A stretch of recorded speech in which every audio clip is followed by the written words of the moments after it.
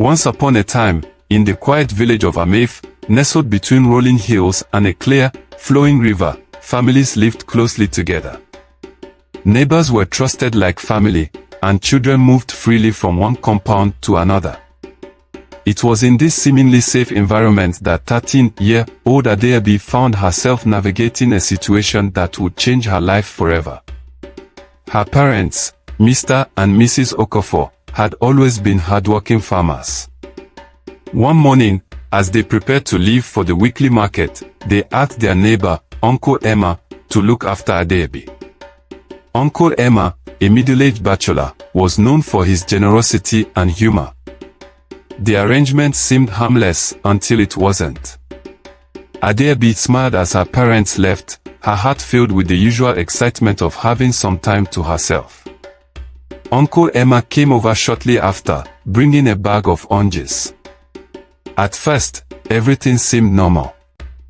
He joked with her, told her stories, and made her laugh. But as the hours passed, his jokes turned into lingering glances, and his presence became unsettling. When Uncle Emma asked Adaobi to sit beside him under the mango tree, her instinct screamed at her to say no. But she didn't want to seem rude. As she hesitantly sat down, he placed his hand on her shoulder, saying, "You're growing into a fine young lady." His tone was too familiar, too intrusive. Adaobi didn't tell her parents what had happened that day. She convinced herself it wasn't important.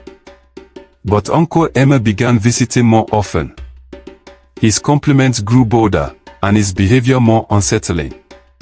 Adaobi started dreading the days her parents left her alone. One evening, as they sat in the dim light of a kerosene lamp, Uncle Emma took her hand and held it too long. Adaobi pulled away, mumbling an excuse to fetch water. Her heart pounded as she crouched by the water pot, trying to steady her breathing. The next morning, Adaobi avoided Uncle Emma's gaze as he greeted her parents cheerfully. She decided she would keep everything to herself, fearing her parents might not believe her or would dismiss it as childish imagination. The days turned into weeks, and Adaobi endured his intrusive gestures and comments in silence. The weight of her secret grew heavier with each passing day. As the days went on, Adaobi began to feel more trapped in her silence.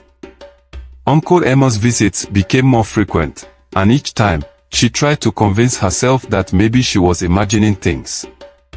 But deep down, she knew it wasn't just her imagination. Uncle Emma was crossing boundaries, and it made her uncomfortable. One evening, when Adaobi was washing dishes in the kitchen, Uncle Emma came over. He told her he was worried about her, that she had been looking pale and distant lately. Adaobi tried to brush it off, but when he stepped closer to her, she felt the tension in the air grow thick. Without warning, Uncle Emma placed his hands on her shoulders, touching her breast, which made her to be uncomfortable. Adaobi froze. She could feel his breath on her neck, and her heart raced. He whispered that he just wanted to help her, to show her affection, in a way that made her skin crawl. "Why are you so distant, Adaobi?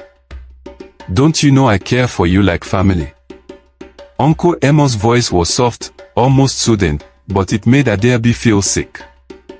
She wanted to push him away, to scream, but she couldn't move.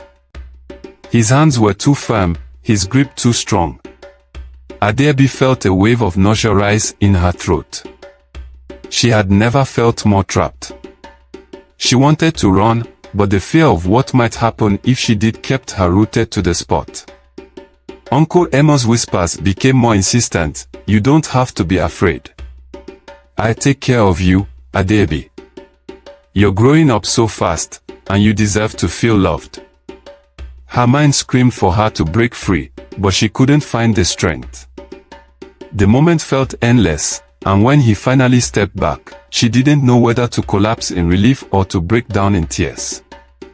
Before Adaobi could understand what was going on, Uncle Emma has forced himself on her, and he has taken away the precious gift she has kept. After having his way, he smiled and said to Adaobi, "Tell me you did not like the way I was riding inside." Don't worry, you will get used to it, it is just a matter of time. And don't you dare tell anyone about this, else your parents won't be alive anymore. Adaobi cried her eyes out and didn't know who to talk to. She just washed herself up and laid down like nothing happened, even when she was feeling pain. After that night, everything changed. Adaobi couldn't look at Uncle Emma the same way. He no longer seemed like the kind, funny neighbor she had once thought he was. He became a threat, a looming presence that she could not escape. Every time her parents left her alone, she felt a knot tighten in her stomach, knowing he would come to visit. But she kept quiet. The fear of speaking out, the shame she felt, the worry that no one would believe her, these emotions trapped her in a prison of silence. She began to feel isolated from everyone, even her friends. She avoided the other children in the village, no longer finding joy in playing with them like she once did. One afternoon, Uncle Emma came to visit again. This time, Adaobi couldn't avoid him. She had just returned from the market with a basket of tomatoes when she saw him standing in her compound. He greeted her as usual, but today, there was something different in his eyes, something darker. As Adaobi stepped closer, she could feel the heat of his gaze on her. He invited her to sit with him again, and although she wanted to refuse, she could not bring herself to do it. He made her sit beside him in their small sitting room, just like before, but this time, he didn't just talk. His hand went directly to her breast and his fingers lingered for too long. Adaobi wanted to scream, to stand up and run, but her body wouldn't obey her. Uncle Emma leaned in closer, his breath heavy as he whispered, "You're a beautiful girl, Adaobi. You should be with someone who knows how to take care of you." That night, Adaobi lay in bed, her mind racing. She felt dirty, ashamed of what had happened, even though she hadn't said a word. She couldn't let her parents know. How could they possibly understand? Would they be alive if she tells them due to Uncle Emma's threat? Uncle Emma was their trusted friend, their neighbor. They would never believe her. The emotional toll was unbearable. Adaobi began avoiding Uncle Emma as much as she could, making excuses whenever he came around. She spent more time in her room, hiding from the world outside. Her parents noticed the change in her behavior but attributed it to adolescence. They didn't know the real reason for her withdrawal, the secret she carried alone.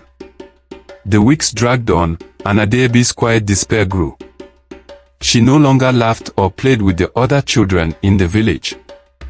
She spent her days in silence, her mind consumed with fear and guilt. She couldn't bring herself to speak up. The thought of telling anyone made her feel more alone. Uncle Emma's visits continued, each one a reminder of her powerlessness, of her own inability to escape the growing nightmare. One evening, as Adaobi walked back from the village well, she saw Uncle Emma standing by the compound gate, waiting for her. His usual smile was replaced with something more unsettling. He motioned for her to come over, and Adaobi, despite the dread in her heart, walked over slowly. Uncle Emma's voice was soft, almost coaxing. "Adaobi, you don't have to be afraid. I only want to help you. And also make you happy." His hand reached out to touch her arm, sending a chill down her spine. Her heart raced as his touch lingered. But this time, something inside her snapped. She couldn't take it anymore. She pulled her arm away quickly and took a step back. "I need to go," she whispered, her voice barely audible. Uncle Emma's expression darkened, but only for a moment. He quickly regained his composure, flashing his usual smile. "It's okay, Adaobi. I'll see you soon." But Adaobi didn't wait to respond. She ran back to the safety of her house, locking the door behind her. Her breath came in ragged gasps as she leaned against the door, her heart pounding in her chest. She had never been so afraid in her life. That night, Adaobi's thoughts raced. She couldn't go on like this. She felt suffocated, trapped in a nightmare she couldn't escape. But she also felt a deep, paralyzing fear. If she told anyone, would they believe her? What would happen to Uncle Emma? What would happen to her family? The next morning, Adaobi's parents left for the market again, and Uncle Emma came by as usual. But today, Adaobi wasn't going to wait for him to come to her. This time, she decided to confront him. She knew it wasn't right to stay silent anymore. Uncle Emma, stop, Adaobi said, her voice shaking but firm. You can't keep doing this. I don't want you here anymore. Uncle Emma stared at her for a long moment. His usual charm faded, replaced with something darker, more menacing. You think anyone will believe you, Adaobi? You're just a child. Who do you think they will trust? Adaobi's heart skipped a beat. His words cut through her, but she refused to back down. I'm telling them. I'll tell my parents. I'll tell the village. Adaobi turned and walked away, feeling the weight of his gaze on her back. She didn't know what would happen next, but she knew she had made the right choice. For the first time in weeks, she felt a glimmer of hope, a tiny flicker of strength that had been buried under fear for so long. She went straight to her parents when they returned home. Her mother was sitting on the porch, her father inside with the radio. Adaobi sat down beside her mother, her heart racing. Mom, it's Uncle Emma. Adaobi's words were almost too much for her to say. She could barely get the sentence out, but when she did, her mother's expression shifted from confusion to alarm. What do you mean, Adaobi? Mrs. Okafor asked, her voice trembling. What has he done? Adaobi took a deep breath and repeated, he's been hurting me, Mom. He's been touching me, and I can't take it anymore. This revelation marked the beginning of a new chapter for Adaobi. The village elders were called, and Uncle Emma's past behavior came under scrutiny. The village, once a close-knit community, began to divide. Some defended Uncle Emma, but the truth was undeniable. Adaobi's bravery in speaking out sparked a movement, a call for awareness, for protection of every child. The confrontation with Uncle Emma changed everything. Adaobi had spoken up, and while it had been one of the hardest things she had ever done, it felt like a burden was being lifted. But the battle was far from over. The village elders gathered in the compound, their faces filled with a mixture of disbelief and concern. Adaobi sat between her parents, her body shaking, not from fear, but from the adrenaline of finally confronting the monster that had tormented her. Uncle Emma, who had been such a trusted figure in the village, stood across from them. His posture was defensive, but he couldn't hide the guilt in his eyes. The elders were stern, demanding answers, but the once charming neighbor was no longer able to hide the truth. His mask was slipping, and for the first time, Adaobi saw him as the predator he was. I didn't do anything wrong, Uncle Emma repeated, though his voice lacked conviction. She's lying. Why would you believe a little girl over me? Adaobi's father, Mr. Okafor, stepped forward. His usually calm demeanor was now replaced with a raw, seething anger. You've been a neighbor for years, Emma. How could you betray our trust like this? How could you hurt my daughter?